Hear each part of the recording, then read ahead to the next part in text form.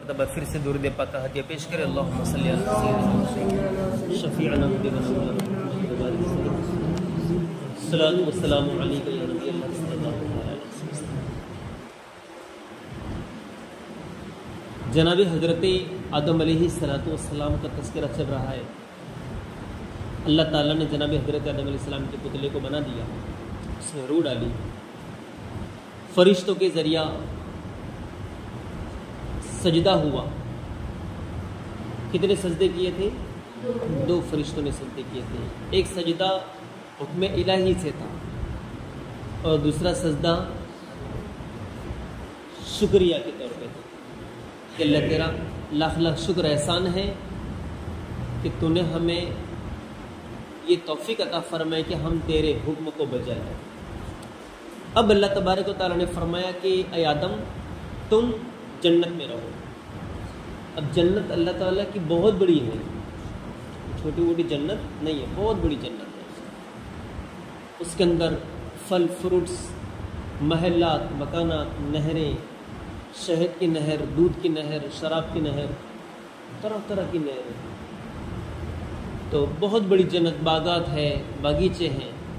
اب اللہ تعالیٰ نے فرمایا حضرت آدم علیہ السلام کو کہ تم کہاں رہو؟ جنت میں. اب حضرت آدم علیہ السلام جنت میں. اب حضرت آدم علیہ السلام ایک انسان, اب اس جنس کا دوسرا کوئی نہیں. فرشتے ہے لیکن وہ تو نوری مخلوق ہے, وہ انسانوں میں نہیں ہے. جناب حضرت آدم علیہ السلام خاکی مخلوق ہے اور سارے کے سارے جو فرشتے ہیں وہ کیا ہے؟ نوری مخلوق. تو حضرت آدم علیہ السلام کو اکیلا پن سا محسوس ہوتا تھا کہ یار پوری جنت اتنی بڑی ہے لیکن ان کے جیسا بھی تو کوئی ہو کہ جن سے 2 بول سکے, ہے نا.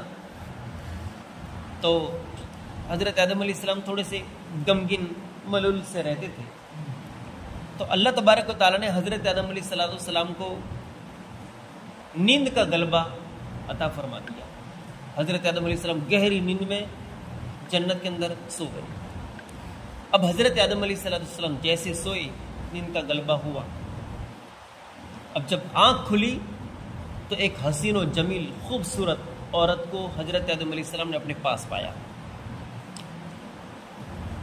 جب حضرت آدم علیہ السلام کو خدا بند قدوس نے بہشت میں رہنے کا حکم دیا اور کیا کہ حضرت آدم علیہ السلام رہے, نیند کا غلبہ ہوا اور ایک عورت کو کیا اپنے پاس پایا, تو کیا حیران رہ گئے. اتنی خوبصورت عورت جنت میں, ابھی تک سونے سے پہلے تو کوئی نہیں تھا اور سونے کے بعد اچانک ایک عورت بازو میں, اور وہ بھی حسین و جمیل. حضرت آدم علیہ السلام کیا حیران پریشان, یہ ہے کون؟ آپ نے ان سے فرمایا کہ تم کون ہو؟ کس نے؟ حضرت آدم علیہ السلام نے فرمایا تم کون ہو اور کس لیے یہاں آئی ہو؟ تو حضرت حوا, ان کا نام کیا تھا؟ حضرت حوا رضی اللہ تعالیٰ عنہا نے جواب دیا کہ میں آپ کی بیوی ہوں اور اللہ تعالیٰ نے مجھے اس لیے پیدا فرمایا ہے تاکہ آپ کو مجھ سے انس اور سکون قلب حاصل ہو اور مجھے آپ سے انسیت اور تسکین ملے اور ہم دونوں ایک دوسرے سے مل کر خوش رہیں اور پیار و محبت کے ساتھ زندگی بسر کریں اور خدا بند قدوس جل وعلا کی نعمتوں کا شکریہ ادا کریں. اب حضرت آدم علیہ السلام کے بازو میں جو عورت حضرت حوا ہے وہ کیسے پیدا ہوئی؟ تو اللہ تبارک و تعالیٰ نے حضرت حوا کو حضرت آدم کی ڈابی پسلی سے پیدا فرمایا. کہاں سے پیدا فرمایا؟ ڈابی پسلی سے پیدا فرمایا. اللہ تعالیٰ فرماتا ہے وَخَلَقَ مِنْهَا زَوْجَهَا وَبَثَّ مِنْهُمَا رِجَالًا كَثِيرًا وَنِسَاءً. فرماتا ہے اور اسی میں سے اس کا جوڑا بنایا. کس میں سے؟ اسی میں سے, جناب حضرت آدم علیہ السلام میں سے, اسی میں سے اس کا جوڑا بنایا اور ان دونوں سے بہت مرد عورت پھیلا دیے, ہے نا. تو حضرت آدم اور حضرت حوا ہی سے تو ساری انسانیت ہے نا, سارے کے سارے لوگ پیدا ہوئے. اب یہاں پر غور طلب بات یہ ہے کہ یہ دونوں تھے کہاں؟ جنت کے اندر. اب بیوی حضرت آدم علیہ السلام کی حضرت حوا, چھو نہیں سکتے. تو سب سے پہلے تو کہا کہ تمہارا عقد ہوگا. تمہارا کیا ہوگا؟ نکاح ہوگا. تم دونوں کے درمیان کیا ہوگا؟ نکاح ہوگا. تو دونوں کے درمیان نکاح ہوا.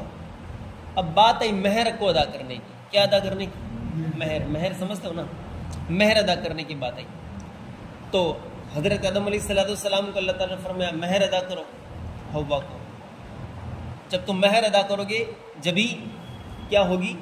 وہ تمہاری بیوی کہلائے گی. اب حضرت حوا کو مہر ادا کرنے کے لیے حضرت آدم علیہ السلام کے پاس تو کچھ تھا نہیں.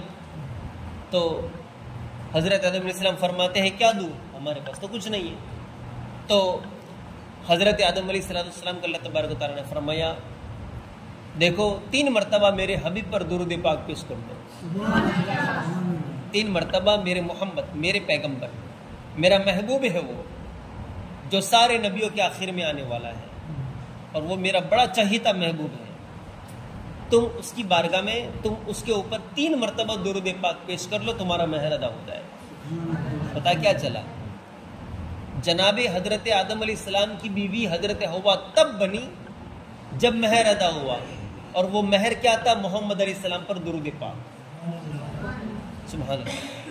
جنت میں بھی حضور پر درود پاک پیش کیا جاتا تھا. یعنی کہ سب سے پہلا درود اگر انسانوں میں اگر کسی نے پیش کیا ہے تو ہم سب کے بابا حضرت آدم علیہ السلام نے حضور پر درود پیش کیا. سمجھے؟ تو دونوں کا عقد ہو گیا، نکاح ہوا. اب دونوں جنت کے اندر ہے.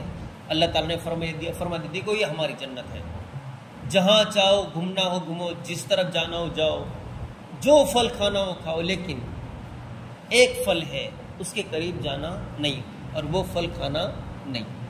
اگر تم یہ پھل کھاؤ گے تو تم حد سے بڑھنے والوں میں سے ہو جاؤ گے. ایک پھل کھانے سے خالی اللہ تعالیٰ نے حضرت آدم علیہ السلام کو اور حضرت حوا کو کیا کر دیا؟ روک دیا. باقی چھوٹ تھی پورے جنت کے اندر، جہاں بھی گھومنا ہو گھومو، جہاں ٹہلنا ہو ٹہلو، لیکن ایک پھل نہیں کھانے کا. بس اللہ تبارک و تعالیٰ نے قانون لگا دیا، پابندی لگا دی، یہاں مت جانا، یہ مت کھانا. حضرت آدم علیہ السلام ہر جگہ گھومتے تھے. لیکن اب یہاں پر دیکھو کچھ باتیں پیچیدہ ہیں کہ اللہ تبارک و تعالیٰ کی قدرت کاملہ کی طرف تھوڑی توجہ کریں. فرماتے حضرت آدم و حوا کی تخلیق کا واقعہ مضامین قرآن مجید کے ان عجائبات میں سے ہیں جس کے دامن میں بڑی بڑی عبرتوں اور نصیحتوں کے گوہر آبدار کے انبار پوشیدہ ہیں. جن میں سے چند یہ ہیں. دیکھو حضرت آدم علیہ السلام کی اور حضرت حوا کی تخلیق، ان کی پیدائش عجائبات میں سے ہے کہ نہیں ہے؟ مٹی کا پتلا اللہ تعالیٰ نے بنایا، اب اسی پتلے کے اندر روح ڈالی، انسان تیار ہو گیا. اب جنت کے اندر پہنچے تو حضرت آدم کی ڈابی پسلی سے حضرت حوا ایک عورت کو بنا دیا. عجائبات میں سے ہے کہ نہیں ہے؟ یہ قرآن کریم سے ہے. اللہ تعالیٰ نے حضرت آدم کو مٹی سے بنایا، حضرت حوا کو حضرت آدم کی پسلی سے پیدا فرمایا. قرآن کے اس فرمان سے یہ حقیقت عیاں ہوتی ہے کہ خلاق عالم جل جلالہ نے انسانوں کو 4 طریقوں سے پیدا فرمایا. کتنے طریقوں سے؟ دھیان رہیے، 4 طریقے. 4 طریقے کون سے ہیں؟ 4 طریقوں سے پیدا فرمایا. پہلا یہ کہ مرد عورت دونوں کے ملاپ سے جیسا کہ عام طور پر انسانوں کی پیدائش ہوتی ہے وہ تو ظاہر ہے. دو مرد اور عورت کا جب ملاپ ہوتا ہے تو انسان بچے پیدا ہوتے ہیں، یہ تو عام ہے. اللہ تعالیٰ فرماتا ہے اِنَّا خَلَقْنَا الْإِنسَانَ مِن نُطْفَةٍ أَمْشَاجٍ. اللہ فرماتا ہے بے شک ہم نے آدمی کو پیدا کیا ملی ہوئی منی سے. سمجھ میں گئے؟ سمجھ میں آ گیا یہ بات؟ یہ پہلا طریقہ ہے. 4 طریقوں سے پیدا فرمایا، اس میں سے پہلا طریقہ یہ ہے جو ہم سب کے سمجھ میں آ گیا ہے. دوسرا یہ کہ تنہا مرد سے ایک انسان پیدا ہو، ایک اکیلے مرد سے انسان پیدا ہو. وہ کیا؟ وہ حضرت حوا رضی اللہ تعالی عنہ ہے کہ جن کو اللہ تبارک و تعالیٰ نے حضرت آدم علیہ السلام کی ڈابی پسلی سے پیدا فرمایا. کہہ دو سبحان اللہ، ہے نا؟ یہ دوسرا، ایک انسان خالص ایک انسان سے ایک انسان پیدا ہو. تو حضرت آدم کی ڈابی پسلی سے حضرت حوا کو پیدا فرمایا. تیسرا یہ کہ تنہا ایک عورت سے ایک انسان پیدا ہو. آدمی سے ایک انسان پیدا ہوا وہ حضرت حوا. اب تنہا ایک عورت سے ایک انسان پیدا ہو ممکن ہے, کبھی ہو سکتا ہے, لیکن اللہ تعالیٰ چاہے تو ہو سکتا ہے. دیکھو وہ کون ہے, وہ حضرت عیسیٰ علیہ الصلوۃ والسلام ہے. سبحان اللہ. وہ حضرت عیسیٰ علیہ الصلوۃ والسلام ہے جو کہ پاک دامن کنواری بیوی جناب حضرت مریم کے شکم سے بغیر باپ کے پیدا ہوئے, ہے نا, بغیر باپ کے پیدا ہوئے. یہ اللہ تبارک و تعالیٰ کا کون سا 4 طریقوں میں سے تیسرا طریقہ یہ. اب چوتھا طریقہ دیکھو. ابھی مرد اور عورت کا ملاپ ہو تو انسان پیدا ہو, ظاہر ہے سب پر. جناب حضرت آدم علیہ السلام ایک مرد سے خالص ایک مرد سے ایک انسان پیدا ہو, وہ جناب حضرت حوا.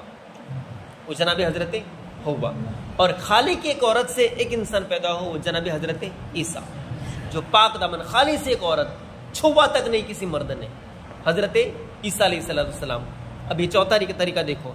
چوتھا یہ کہ بغیر مرد اور عورت کے, ظاہر ہے بغیر مرد کے بغیر عورت کے اللہ تعالیٰ نے مٹی کے ذریعہ مٹی کا پتلا بنا کر اس میں روح ڈال کر جناب حضرت آدم کو پیدا کیا. یہ 4 طریقے ہے نا, یہ اللہ تبارک ہوتا ہے. اب یہ عجائبات میں سے ہے کہ نہیں ہے.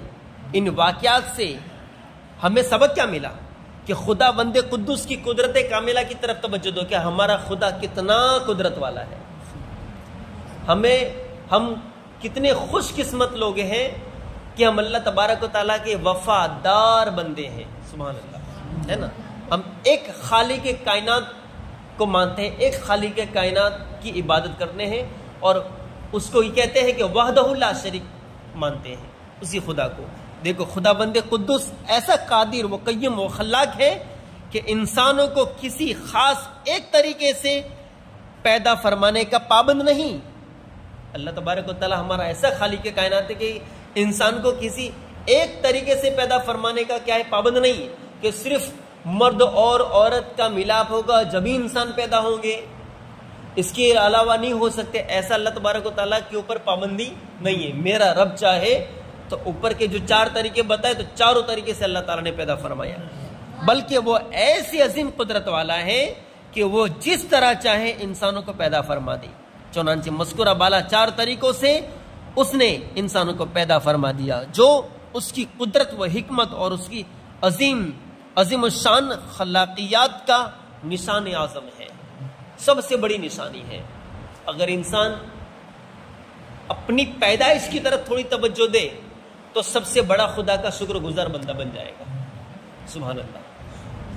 تو یہ تھا حضرت آدم علیہ السلام اور حضرت حوا رضی اللہ تعالیٰ عنہ کی کیا ہے کہ تخلیق کا واقعہ. اب حضرت آدم علیہ السلام اور حضرت حوا دونوں جنت میں رہے. کیا کہا تھا, جنت میں ہر جگہ جاؤ لیکن ایک پھل کے قریب جانا مت. اب کیا ہوا جنت میں کہ جس کی وجہ سے حضرت آدم اور حضرت حوا کو زمین پہ آنا پڑا, انشاءاللہ وہ واقعہ میں مزید کل بتاؤں گا. اللہ کی بارگاہ میں دعا ہے مولا تبارک و تعالی ہمیں دین کی صحیح سمجھ عطا فرمائے اور عمل صالحہ کرنے کی مولا توفیق عطا فرمائے. السلام علیکم ورحمۃ اللہ وبرکاتہ.